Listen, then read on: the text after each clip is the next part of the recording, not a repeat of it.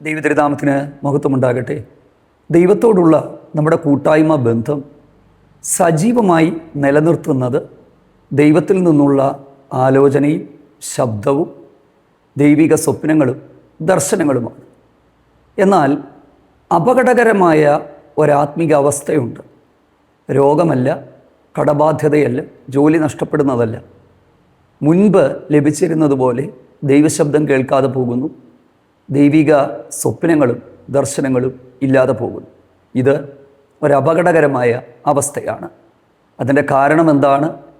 എങ്ങനെ നമുക്ക് ആ അവസ്ഥയിൽ നിന്ന് ദൈവസന്നിധിയിലേക്ക് മടങ്ങി വരുവാനായിട്ട് കഴിയും? മുൻകാലങ്ങളിൽ പ്രാർത്ഥനാ കൂട്ടായ്മകളിലും സഭകളിലുമൊക്കെ നമുക്കറിവുള്ള കാര്യമാണ്. അനർത്ഥങ്ങളും ആപത്തുകളും പ്രതിസന്ധികളുമൊക്കെ സംഭവിക്കുന്നതിന് മുമ്പേ തന്നെ ദൈവം പലർക്കും ആലോചനകൾ നൽകുമായിരുന്നു. അത് കണ്ട ഒരു തലമുറ ദൈവഭയത്തിലും ദൈവഭക്തിയിലും ജീവിച്ചു. ഇന്ന് ദുഃഖകരമെന്ന് പറയട്ടെ, ചില സ്ഥലത്തൊക്കെ ദൈവിക അരുളപ്പാടുകൾ ഉണ്ടെങ്കിലും ഒട്ടുമിക്ക ആളുകൾക്കും ഇങ്ങനെയൊരു അനുഭവം ഉണ്ടാകുന്നില്ല. അല്ലെങ്കിൽ ഇങ്ങനെ നിരന്തരമായി ദൈവത്തിൽ നിന്ന് ലഭിച്ചിരുന്ന ദൈവിക ആലോചനകൾ അവരുടെ വ്യക്തിപരമായ ജീവിതത്തിൽ അവർക്ക് ലഭിക്കാതെ പോകുന്നു. ദൈവത്തിൻ്റെ ശബ്ദത്തിനും ആലോചനകൾക്കും ഇന്നും ഒരു പഞ്ഞവുമില്ല.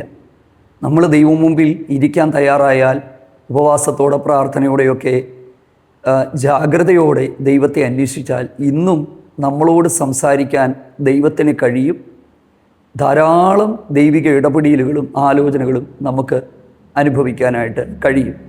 പല സമയങ്ങളിലും കാഴ്ചപ്പാടുകൾ മങ്ങിപ്പോകുന്നത് തന്നെയാണ് ഇതിൻ്റെ പ്രധാനപ്പെട്ട കാരണങ്ങളിൽ ഒന്ന്. വചനത്തിൽ നിന്ന് ഒരു 3 ഭാഗങ്ങൾ നിങ്ങളുടെ ശ്രദ്ധയിലേക്ക് കൊണ്ടുവരുവാനായിട്ട് ആഗ്രഹിക്കുകയാണ്. ഒരു കാലത്ത് പ്രവാചക ഗണത്തിൽ ഉൾപ്പെട്ടെന്ന് ആളുകൾ പറഞ്ഞ് ഒരു പഴഞ്ചൊല്ലാക്കിയ, ആത്മാവ് വന്നപ്പോൾ ജീവിതം മൊത്തത്തിൽ മാറിയ ഇസ്രായേലിലെ ആദ്യത്തെ രാജാവ് ശൗല്. അദ്ദേഹത്തിൻ്റെ ജീവിതത്തിൽ ശൗലും പ്രവാചക ഗണത്തിൽ ഉണ്ടോ എന്ന് ആളുകൾ ചോദിച്ച അല്ലെങ്കിൽ പറഞ്ഞതൊരു പഴഞ്ചൊല്ലാക്കി ഒരു കാലഘട്ടം.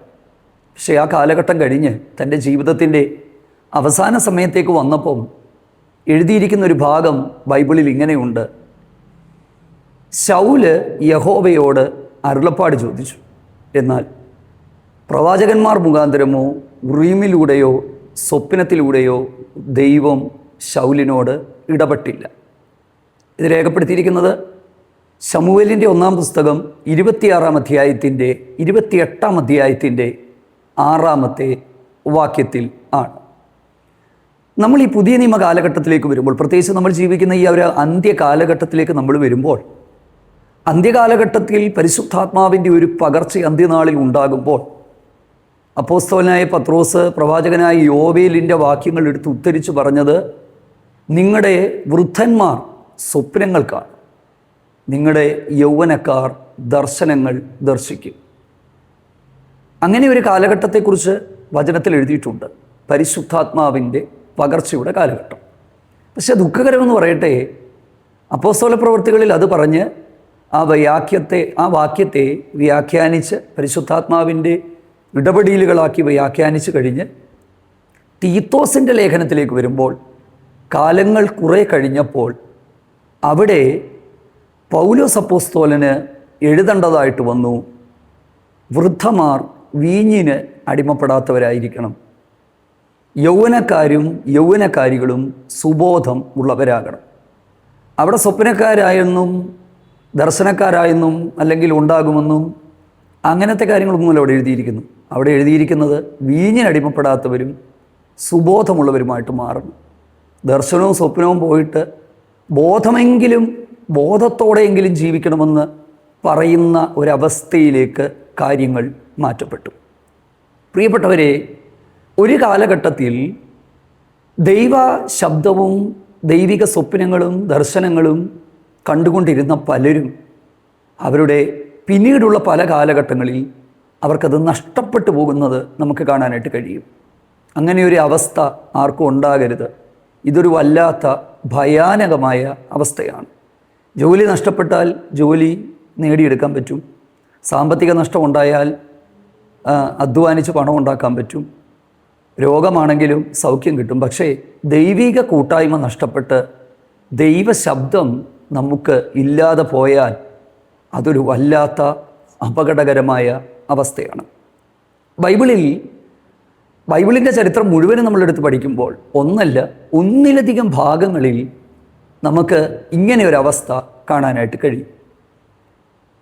ആ കാലത്ത് വചനം ദുർലഭമായിരുന്നു, ദർശനം ഏറെ ഇല്ലായിരുന്നു. ഏത് കാലത്താണ്? പ്രവാചകനായ ശമൂവേലിൻ്റെ ബാല്യകാലത്ത്. ശമൂവേൽ പ്രവാചകൻ്റെ 1-ാം പുസ്തകം 3-ാം അധ്യായത്തിൻ്റെ 2-ാമത്തെ വാക്യമാണ്. ആ വാക്യത്തിൽ എഴുതിയിരിക്കുന്നത് വിഷൻസ് വെയർ ഇൻഫ്രീക്വൻറ്റ് എന്നാണ്. ഫ്രീക്വൻ്റ് അല്ലായിരുന്നു. അതിൻ്റെ അർത്ഥം എന്തുവാ? ദർശനങ്ങൾ ഉണ്ടായിരുന്നു, പക്ഷേ പണ്ടത്തെ പോലെ ദർശനമില്ലായിരുന്നു. വചനം ദുർലഭമായിരുന്നു എന്ന് പറയുമ്പോൾ നമ്മുടെ മനസ്സിലേക്ക് ഓടിയെത്തുന്നത് അന്നത്തെ കാലത്ത് ന്യായപ്രമാണങ്ങളില്ലായിരുന്നു, അല്ലെങ്കിൽ പുസ്തകങ്ങൾ ഇല്ലായിരുന്നു എന്നുള്ളതാണ്. അങ്ങനെ ഒരർത്ഥമല്ല. There was no word from God. ദൈവത്തിൽ നിന്നുള്ള അരുളപ്പാടുകൾ ഇല്ലായിരുന്നു. അങ്ങനെ ഒരു കാലഘട്ടം. എന്തുകൊണ്ടാണ് അങ്ങനെ ഒരു കാലഘട്ടത്തിലേക്ക് ആ കാലത്തെ ജനത എത്തപ്പെട്ടത്? അതിൻ്റെ പ്രധാനപ്പെട്ട കാരണങ്ങളിൽ ഒന്ന് ആരാധനയില്ലാത്തതല്ല, പ്രാർത്ഥനയില്ലാത്തതല്ല, യാഗങ്ങളില്ലാത്തതല്ല, പുരോഹിതനില്ലാത്തതല്ല, പുരോഹിതൻ്റെ മക്കളില്ലാത്തതല്ല. ഇതെല്ലാം ഉണ്ട്, ഇന്നും ഉണ്ടല്ലോ. ഇതെല്ലാം പ്രാർത്ഥനയ്ക്ക് കുറവില്ല, പ്രസംഗങ്ങൾക്ക് കുറവില്ല, ഉപവാസ പ്രാർത്ഥനകൾക്ക് കുറവില്ല. പക്ഷെ എന്താ ആ സമയത്ത് സംഭവിച്ചത്? ഏലിയുടെ മക്കളുടെ അനുസരണക്കേടുകൾ. സമാഗമന കൂടാരത്തിൻ്റെ വാതിക്കൽ സേവ് ചെയ്യുന്ന സ്ത്രീകളുമായുള്ള വ്യഭിചാര ബന്ധം. നിങ്ങളൊന്ന് ചിന്തിച്ചു നോക്കിക്കേ. അങ്ങനെയുള്ള ആ മൂല്യച്യുതികൾ, അല്ലെങ്കിൽ ദൈവത്തിന് സഹിക്കാൻ കഴിയാത്ത പാപപ്രവൃത്തികൾ കൊണ്ട് ദൈവശബ്ദം ഇല്ലാതെയായി, ദൈവിക ഇടപെടലുകൾ ഇല്ലാതെയായി. ഏലിയുടെ കണ്ണ് മങ്ങിത്തുടങ്ങി. വചനത്തിൽ എങ്ങനെയാണ് എഴുതിയിരിക്കുന്നത്? അതായത് ശാരീരികമായി അല്ലെങ്കിൽ ഭൗതികമായ കാഴ്ചപ്പാട് നഷ്ടപ്പെട്ടു എന്ന് മാത്രമൊന്നുമല്ല, ആത്മീക അർത്ഥത്തിൽ ഞാൻ മനസ്സിലാക്കുന്നത് ആത്മീക വെളിപ്പാടുകൾ പോലും നഷ്ടപ്പെട്ടു പോയ ഒരു കാലഘട്ടം. അപ്പോൾ അങ്ങനെയുള്ള കാലഘട്ടം ബൈബിളിൽ ഒന്നല്ല, പല വേളകളിൽ ഉണ്ടായിട്ടുണ്ട്. അതിൽ ഒന്നാണ് ശമൂവേലിൻ്റെ ബാല്യകാലം. പക്ഷേ ആ സമയത്തും യഹോവയുടെ ആലയത്തിൽ നിന്ന് വിട്ടുമാറാതെ ദൈവസാന്നിധ്യത്തെ ഇഷ്ടപ്പെട്ട്, ദൈവത്തെ ഇഷ്ടപ്പെട്ട്, ദൈവത്തിന് വേണ്ടി ഹൃദയം കൊടുത്ത് സമർപ്പിതനായ ഒരുവനോട് ദൈവം സംസാരിക്കാൻ തയ്യാറായി. പിൽക്കാലത്ത് ദാൻ മുതൽ ബേർശേബ വരെ അറിയപ്പെടുന്ന ഒരു പ്രവാചകനായി അദ്ദേഹം മാറി. അപ്പം അങ്ങനെ ഒരു കാലഘട്ടം ശമൂവേലിൻ്റെ ബാല്യകാലത്തുണ്ടായിരുന്നു. ഇസ്രായേലിലെ ആദ്യത്തെ രാജാവാണല്ലോ ശൗല്. ശൗലിനെ കുറിച്ചാണല്ലോ കുറച്ച് മുമ്പ് ഞാൻ പറഞ്ഞത്. ശൗലിൻ്റെ ജീവിതത്തിൻ്റെ ആരംഭ കാലഘട്ടം എങ്ങനെയായിരുന്നു എന്നുള്ളത് കുറച്ച് മുമ്പ് ഞാൻ പറഞ്ഞു. ദൈവം പറഞ്ഞ അടയാളങ്ങൾ മുഴുവനും സംഭവിച്ചു. ഫിലിസ്തീയരുടെ പട്ടാളമുള്ള ദേവഗിരിയുടെ സമീപത്തേക്ക് അദ്ദേഹം എത്തുമ്പോൾ പ്രവാചക ഗണത്തെ കാണുന്നു. യഹോവയുടെ ആത്മാവ് തൻ്റെ മേൽ വരുന്നു. താൻ പ്രവചിക്കാൻ തുടങ്ങുന്നു. ആൾ മാറിയവനെ പോലെയാകുന്നു. പിന്നീട് ഈ മനുഷ്യൻ്റെ പേര് ഇസ്രായേലിൽ മുഴുവനും ഒരു സംസാരമായി മാറും. ശൗലും പ്രവാചക ഗണത്തിൽ ഉണ്ടോ എന്ന് പറയത്തക്ക നിലയിൽ ഒരു ജനം മുഴുവനും എടുത്തു പറയത്തക്കവണ്ണം ഉള്ള മാറ്റം, എല്ലാവരും അറിയപ്പെടുന്ന ഒരു നിലവാരത്തിലേക്ക് ഈ മനുഷ്യൻ മാറിയതാണ്. മറ്റൊരു ഹൃദയം ദൈവം തനിക്ക് കൊടുത്തെന്നൊക്കെ അവിടെ എഴുതിയിട്ടുണ്ട്. പക്ഷേ ജീവിതത്തിൽ ഒടുവിലേക്ക് വന്നപ്പോൾ സ്വപ്നങ്ങളില്ല, ദർശനങ്ങളില്ല, അരുളപ്പാടുകളില്ല. ദൈവത്തോട് ചോദിച്ചപ്പോൾ അതൊന്നുമില്ലാത്ത ഒരവസ്ഥയിലേക്ക് താൻ മാറ്റപ്പെട്ടു. ഞാൻ ആ പറഞ്ഞ 1 ശമൂവേൽ 28-ാമത്തെ വാക്യത്തിൻ്റെ തൊട്ട് പിന്നിലത്തെ വാക്യം നമ്മൾ നോക്കുമ്പോൾ അവിടെ ശൗലോ വെളിച്ചപ്പാടന്മാരെയും മന്ത്രവാദികളെയും ദേശത്തു നിന്ന് നീക്കിക്കളഞ്ഞിരുന്നു. നീക്കിക്കളഞ്ഞവന് ദർശനം നഷ്ടപ്പെട്ടപ്പോൾ, ദൈവകൃപയ്ക്ക് ശോഷണം വന്നപ്പോൾ തിരിച്ച് എന്ത് നീക്കിക്കളഞ്ഞു അതിലേക്ക് മടങ്ങിപ്പോകേണ്ടതായിട്ട് വന്നു. 7-ാമത്തെ വാക്യം അങ്ങനെയാണല്ലോ. യഹോവ സ്വപ്നത്തിലൂടെയോ ദർശനത്തിലൂടെയോ അരുളി ചെയ്യാതെ ഇരുന്നപ്പോൾ എൻ്റെ കാര്യം അന്വേഷിക്കുവാൻ ഒരു വെളിച്ചപ്പാടത്തെ അന്വേഷിക്കാൻ പറയേണ്ടതായിട്ട് വന്നു. കണ്ടോ, അപ്പോൾ ഈ ഒരാളുടെ ആത്മീക കാഴ്ചപ്പാടുകൾ നഷ്ടപ്പെട്ടാൽ ആ ആൾ ഏതവസ്ഥയിൽ വരെ പോകും എന്നുള്ളതിൻ്റെ ഒരടയാളമാണ് ഈ ബൈബിളിൽ നമ്മൾ ഈ കാണുന്ന കാര്യം. ദൈവത്തിന് സ്തോത്രം. പരിശുദ്ധാത്മാവ് അതെല്ലാം നമ്മുടെ മുമ്പിൽ കുറിച്ചു വച്ചിരിക്കുകയാണ്. അപ്പോൾ സ്വപ്നങ്ങളും ദർശനങ്ങളും, ഞാൻ സാധാരണ പറയാറുള്ളത് പോലെ സ്വപ്നങ്ങളും ദർശനങ്ങളുമൊക്കെ ദൈവത്തിൻ്റെ വാർത്താവിനിമയ സംവിധാനങ്ങളാണ്. അത് നിരന്തരമായി കിട്ടിക്കൊണ്ടിരിക്കുന്ന ആ കാലഘട്ടത്തിൽ നിന്ന് അതില്ലാത്ത ഒരു കാലഘട്ടത്തിലേക്ക് നമ്മൾ എത്തുമ്പോൾ ആ അവസ്ഥ ഭയാനകമാണ്. ഞാൻ പറയട്ടെ, ഡോക്ടർമാർ നമ്മളോട് പറയുകയാണ് ക്യാൻസർ രോഗമുണ്ടെന്ന് സംശയിക്കുന്നു. അടുത്ത ദിവസം നമുക്ക് ഒരു പ്രധാനപ്പെട്ട ഹോസ്പിറ്റലിൽ അപ്പോയിൻമെൻറ്റ് ഡേറ്റ് തന്നു. ഒരു 15 ദിവസം കഴിഞ്ഞിട്ടാണ് കിട്ടിയത്. ഈ 15 ദിവസവും നമ്മൾ ടെൻഷൻ അടിച്ച് മരിക്കാറായി, ആഹാരം കഴിക്കാതെ എന്താ സംഭവിക്കാൻ പോകുന്നതെന്ന് വിഷമിച്ചിരിക്കുമ്പോൾ ദൈവശബ്ദം കേൾക്കുന്ന ഒരുവനാന്നേ അവൻ ദൈവസന്നിധി ഇരുന്ന് പ്രാർത്ഥിക്കും. അല്ലെ അതിന് മുന്നേ തന്നെ ദൈവം അവനെ കാണിച്ചിരിക്കും, നിനക്കൊരു കുഴപ്പമില്ല. ദൈവം ഒന്നുകിൽ സ്വപ്നത്തിലൂടെയോ ദർശനത്തിലൂടെയോ ദൈവം അത് പറയുമ്പോൾ നമുക്കൊരു ധൈര്യമാണ്. അത് കഴിഞ്ഞ് ആ ടെസ്റ്റുകളെല്ലാം ചെയ്ത് കഴിയുമ്പം അടുത്ത ഡോക്ടേഴ്സ് പറയുക പേടിക്കേണ്ട, പ്രത്യേകിച്ച് ഒന്നുമില്ലെന്ന് പറയുമ്പം ദൈവത്തിന് സ്തോത്രം, ദൈവം പറഞ്ഞത് എത്ര കൃത്യമായി എൻ്റെ ജീവിതത്തിൽ നിറവേറി എന്ന് നമുക്ക് പറയാനായിട്ട് പറ്റും. ഇങ്ങനെ ജീവിതത്തിലെ ഓരോ സാഹചര്യങ്ങളും, അതാ കുറച്ച് മുമ്പ് ഞാൻ പറഞ്ഞത്, നമുക്ക് ജോലിയില്ലെങ്കിലോ പണമില്ലെങ്കിലോ ഒന്നും പ്രശ്നമില്ല. പക്ഷേ നമ്മൾ കേട്ടുകൊണ്ടിരുന്ന, നമുക്ക് ലഭിച്ചുകൊണ്ടിരുന്ന ദൈവിക അരുളപ്പാടുകൾ ഇന്നും അത് തരാൻ ദൈവത്തിന് കഴിയും. കുറച്ചു മുമ്പ് ഞാൻ പറഞ്ഞതുപോലെ പണ്ടങ്ങനെ ഒരു കാലഘട്ടം ഉണ്ടായിരുന്നു. എന്താ കാരണം? പരിപൂർണമായും ദൈവത്തിൽ ആശ്രയിച്ച് കണ്ണുനീരോടെ ദൈവശബ്ദത്തിന് വേണ്ടി കൊതിയോടെ കാത്തിരുന്ന ഒരു തലമുറയുണ്ടായിരുന്നു. പക്ഷെ ഇന്ന് സൗകര്യങ്ങൾ വർദ്ധിച്ചു, സമ്പത്ത് വർദ്ധിച്ചു, ജീവിതത്തിലെല്ലാം ആയി കഴിഞ്ഞപ്പോൾ പലപ്പോഴും ദൈവിക ഇടപെടലുകൾക്ക് പ്രാധാന്യം കൊടുക്കാതെ പാപത്തെ ജീവിതത്തിൽ അനുവദിച്ച് എന്തുമാകാമെന്നുള്ള ഒരു ധാരണയിൽ മുമ്പോട്ട് പോകുമ്പോൾ എൻ്റെ പ്രിയപ്പെട്ടവരെ സംഭവിക്കുന്നത് ദൈവിക ഇടപെടലുകൾ വിരളമായി മാറുകയാണ്. അതുകൊണ്ട് തലമുറകൾക്ക് ദൈവഭയം ഇല്ലാത്ത ഒരവസ്ഥയിലേക്ക് മാറ്റപ്പെടുകയാണ്. ഇനിയും ഒരു മടങ്ങി വരവിന് സാധ്യതകൾ നമുക്കുണ്ട്. എന്ത് നമ്മുടെ ജീവിതത്തിൽ ഇല്ലെങ്കിലും കർത്താവേ, ഈ പരിശുദ്ധാത്മാവിൻ്റെ ഒരു ഇടപെടലുകൾ എൻ്റെ ജീവിതത്തിലും എൻ്റെ കുടുംബത്തിലുമൊക്കെ ഉണ്ടാകണമെന്ന് നമുക്ക് ദൈവത്തോട് പ്രാർത്ഥിക്കാം. അടുത്തത്, ബൈബിളിൽ രേഖപ്പെടുത്താത്ത ഒരു കാലഘട്ടത്തിൻ്റെ ചരിത്രം മറഞ്ഞു കിടപ്പുണ്ട്. അത് ചരിത്രമായതുകൊണ്ട് ബൈബിളിൽ നിന്ന് എനിക്ക് പറയാൻ പറ്റില്ല, പക്ഷെ ചരിത്രത്തിൽ നിന്ന് ഞാൻ പറയും. മലാക്കി പ്രവാചകൻ്റെ പുസ്തകത്തിനും വിശുദ്ധ മത്തായി സുവിശേഷത്തിൻ്റെ ഇടയിലുമുള്ള ഒരു കാലഘട്ടം. ആ കാലഘട്ടത്തെ അറിയപ്പെടുന്നത് തന്നെ അന്ധകാര യുഗമെന്നാണ്. 400 വർഷമാണ് ആ കാലഘട്ടം നീണ്ടുപോയത്. ആ കാലഘട്ടത്തിൽ ഉണ്ടായവരാണ് പരീശന്മാരും സദൂക്യരും എസ്സീൻസ് എരിവുകാരും സീലറ്റ്സ് എസ്സീൻസ് അവരെല്ലാം. എന്തായിരുന്നു ആ കാലഘട്ടത്തിൻ്റെ പ്രത്യേകത? ദൈവശബ്ദം ഇല്ലാത്ത ഒരു കാലഘട്ടം. ദൈവികമെന്ന് അതേ അവകാശപ്പെട്ടുകൊണ്ട് ധാരാളം എഴുത്തുകൾ ആ സമയത്തുണ്ടായി. ഇന്നത്തെ പല അപ്പോക്രിഫൽ റൈറ്റിങ്സും കാനൂനിൽ ഇടപെടാതെ അല്ലെങ്കിൽ ഉൾപ്പെടാതെ, കാനൂനിൽ ഉൾപ്പെടാതെ, അതിനെ ഉൾപ്പെടുത്താതെ മാറ്റി നിർത്തിയതിൻ്റെ കാരണം തന്നെ ആ എഴുത്തുകളിലെ ദൈവിക ഇടപെടലിനെ, പരിശുദ്ധാത്മാവിൻ്റെ ഇടപെടലിനെ ദൈവഭക്തന്മാർ കാനോൻ രൂപപ്പെടുത്തുന്ന സമയത്ത് സംശയിച്ചതുകൊണ്ടാണ്. ചരിത്രപരമായി ഒരുപാട് പൊരുത്തക്കേടുകൾ അതിനുണ്ട്. ദൈവം ഇടപെട്ടെന്ന് പറഞ്ഞുകൊണ്ട് മായാവി കഥകൾ പോലെയുള്ള ഈ ബേലും സർപ്പവും അങ്ങനെയൊക്കെയുള്ള പല ഈ മായാവി കഥകൾ അന്ന് രൂപപ്പെട്ടു വന്നിട്ടുണ്ട്. അതൊക്കെ, അതിനൊന്നും ചരിത്രത്തിൽ തെളിവുകളില്ല, അല്ലെങ്കിൽ അതിനെയൊന്നും ദൈവികമായിട്ട് എന്താ പറയുന്നത് ഉൾപ്പെടുത്തുവാനായിട്ട് കഴിയാത്തത് കൊണ്ടാണ് ആ എഴുത്തുകളെ ദൈവനിശ്വാസ്യമല്ലെന്ന് പറഞ്ഞ് മാറ്റിക്കളഞ്ഞത്. അപ്പം ഈ പറഞ്ഞ 400 വർഷത്തെ കാലഘട്ടം, എന്താണ് ആ കാലഘട്ടത്തിൽ സംഭവിച്ചതെന്നൂടെ നിങ്ങളൊന്ന് നന്നായിട്ട് മനസ്സിലാക്കണം. ആ കാലഘട്ടം ഏറ്റവും കൂടുതൽ ആയിത്തീർന്നത് ഗ്രീക്ക് ഭരണകാലത്താണ്. അതായത് യവനായ ഭരണകാലം. എന്താ യവനായ ഭരണകാലത്ത് സംഭവിച്ചത്? പറയാം. അലക്സാണ്ടർ ചക്രവർത്തിയെ നമുക്കറിയാമല്ലോ.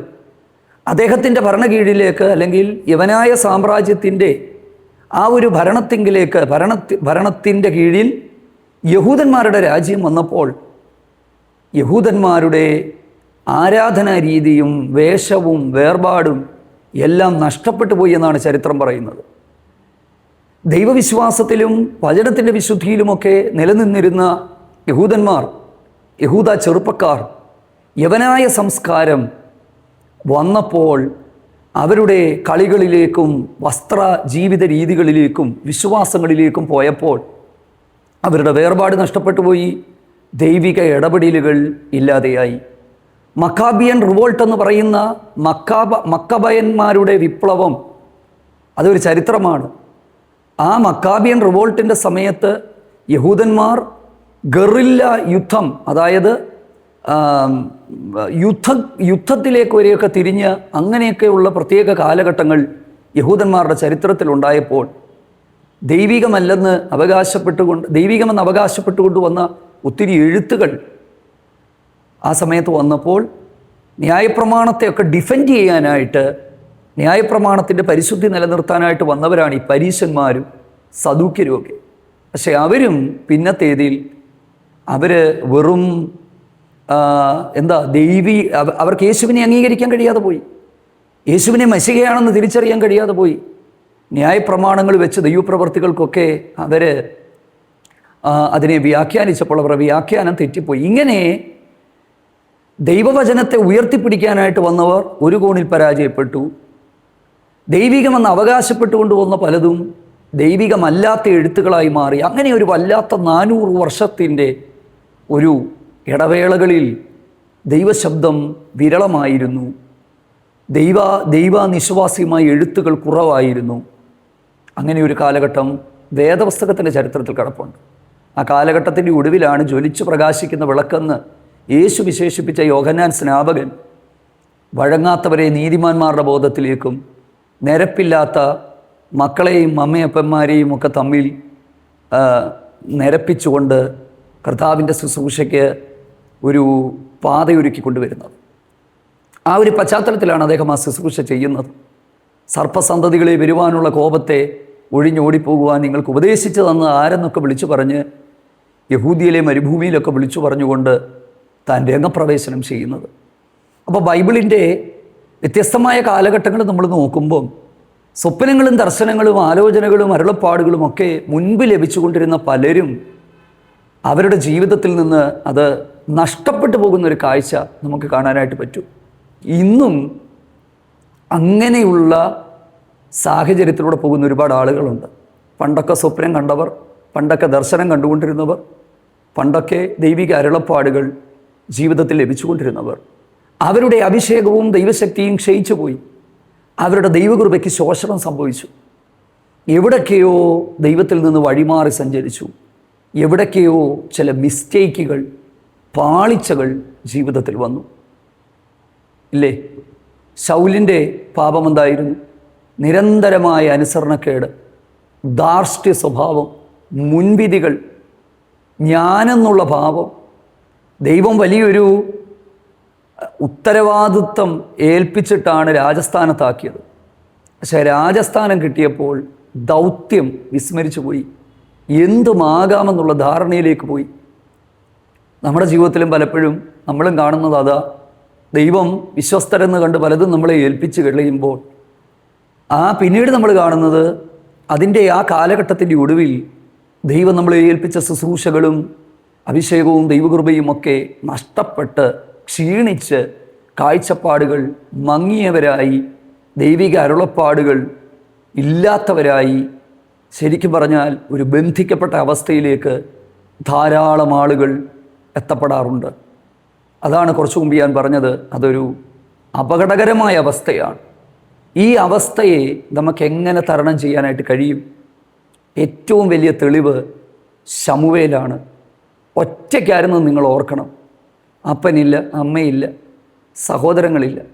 പക്ഷെ ദൈവത്തിൻ്റെ ആലയത്തിൻ്റെ വിളക്ക് കെടാതെ ആരാധനാലയത്തെ ഇഷ്ടപ്പെട്ട് ഈ പറയുന്ന ഈ ഈ ഈ ഈ കൂട്ടുകെട്ടുകളുമായിട്ടൊന്നും ബന്ധമില്ലാതെ, അവരോടൊന്നും സന്ധിക്കോ കൂട്ടുകെട്ടിനോ പോകാതെ ഒറ്റയ്ക്ക് ദൈവസന്നിധിയിൽ മാറിയിരുന്നവൻ ദൈവശബ്ദം കേൾക്കാൻ തുടങ്ങി, ദൈവം ഇടപെടാൻ തുടങ്ങി. എൻ്റെ പ്രിയപ്പെട്ടവരെ, വ്യക്തിപരമായ ജീവിതത്തിൽ നമ്മളൊക്കെ ഒത്തിരി കൂട്ടത്തിൽ പാടുന്നവരും ഒന്നിച്ചു പോകുന്നവരും ഒക്കെ. പക്ഷേ നമ്മുടെ വ്യക്തിപരമായ ജീവിതത്തിൽ കരയാനും ഏതിൽ നിന്ന് വീണിരിക്കുന്നുവെന്ന് ഒന്ന് മനസ്സിലാക്കാനും പരിശുദ്ധ ഈ ശരിക്കും സ്വപ്നങ്ങളും ദർശനങ്ങളും ധാരാളം നമുക്കുണ്ടാകും.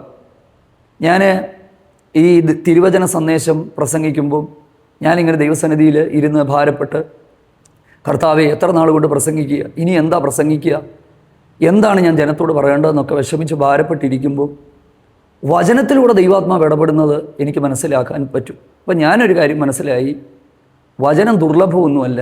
ദൈവമുമ്പാകെ നമ്മൾ ഇരിക്കാൻ തയ്യാറായാൽ ദൈവാലോചനകളുടെയും ദൈവിക ദർശനങ്ങളുടെയും സ്വപ്നങ്ങളുടെയും ഒരു സമൃദ്ധി തന്നെ നമ്മുടെ ജീവിതത്തിലുണ്ടാകും. ഒരു സമൃദ്ധി തന്നെ. ഇന്നും അതിന് പഞ്ഞമൊന്നുമില്ല പ്രിയപ്പെട്ടവർ. പക്ഷെ നമ്മൾ ഇരിക്കാൻ തയ്യാറാകണം. മറ്റെന്തിനേക്കാളും ദൈവത്തിന് നമ്മൾ വില കൊടുക്കാൻ തയ്യാറാകണം. നമ്മുടെ കാഴ്ചപ്പാടുകൾ മാറരുത്, നമ്മുടെ ആശ്രയം മാറരുത്, പണത്തിലേക്ക് നോക്കരുത്, സൗകര്യങ്ങളിലേക്ക് നോക്കരുത്. അതൊന്നും വേണ്ടെന്നല്ല പറഞ്ഞത്. പക്ഷെ അതിനെല്ലാം അപ്പുറത്ത് ദൈവത്തെ കാണാൻ നമുക്ക് കഴിയണം. എല്ലാത്തിനേക്കാളും ഉപരി ദൈവത്തിന് ജീവിതത്തിൽ പ്രാധാന്യം കൊടുക്കുന്നവരായി മാറണം. ഏറ്റവും പ്രധാനപ്പെട്ട കാര്യം പരിശുദ്ധാത്മ ശക്തിക്ക് ജീവിതത്തിൽ പ്രാധാന്യം കൊടുക്കണം.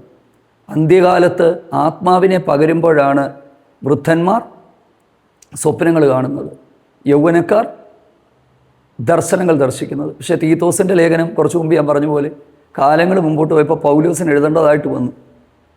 വൃദ്ധന്മാർ, ദർശനം കാണേണ്ട വൃദ്ധന്മാർ വീഞ്ഞിനടിമപ്പെട്ടു പോയി. യൗവനക്കാർ സുബോധമില്ലാത്തവരായി. അതുകൊണ്ടാണ് പറയുന്നത് സുബോധമുള്ളവരായി മാറണം.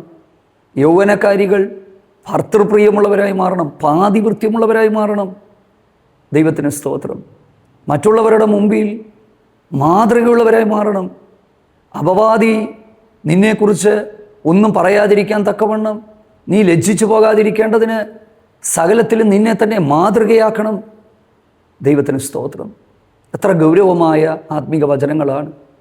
എൻ്റെ പ്രിയപ്പെട്ടവരെ, നമുക്ക് ദൈവത്തോട് പ്രാർത്ഥിക്കാം. കർത്താവേ, ഞങ്ങളുടെ ആ അടഞ്ഞുപോയ ആത്മകണ്ണുകൾ, ഞങ്ങളുടെ മങ്ങിപ്പോയ ആത്മീക മനുഷ്യൻ, ഞങ്ങളുടെ ഉള്ളിലെ ആത്മീക മനുഷ്യൻ, ആ ആത്മീക വെളിപ്പാടുകളുടെ ആ ഒരു നിലവാരത്തിലേക്ക് പരിശുദ്ധാത്മാവ് ഞങ്ങളെ മടക്കി കൊണ്ടുവരണമേ. ഞങ്ങളോട് ഇടപെടണമേ. ദൈവശബ്ദം കേൾക്കാൻ തക്കവണ്ണം ഞങ്ങളുടെ കണ്ണുകൾ, ഞങ്ങളുടെ ആത്മാ കണ്ണുകളെ തുറക്കണമേ, ഞങ്ങളുടെ കാതുകളെ തുറക്കണമേ. ദൈവത്തിന് സ്തോത്രം. അത് കേൾക്കാൻ ഞങ്ങൾക്ക് കൃപ നൽകണമേ. യോബിൻ്റെ പുസ്തകത്തിലാണെന്ന് തോന്നുന്നു നമ്മളിങ്ങനെ വായിച്ചിട്ടുണ്ട്, മനുഷ്യപുത്രന്മാരോടുള്ള പ്രബോധനത്തിന് അവരുടെ ചെവിയെ മുദ്രയിടുന്നെന്നാണില്ലേ? അങ്ങനെയല്ലേ? അതെ. ദൈവത്തിന് സ്തോത്രം. കർത്താവെ, ഞങ്ങളുടെ കാതുകളെ തുറക്കണമേ. പ്രാർത്ഥിക്കാം ദൈവസന്നിധിയിൽ.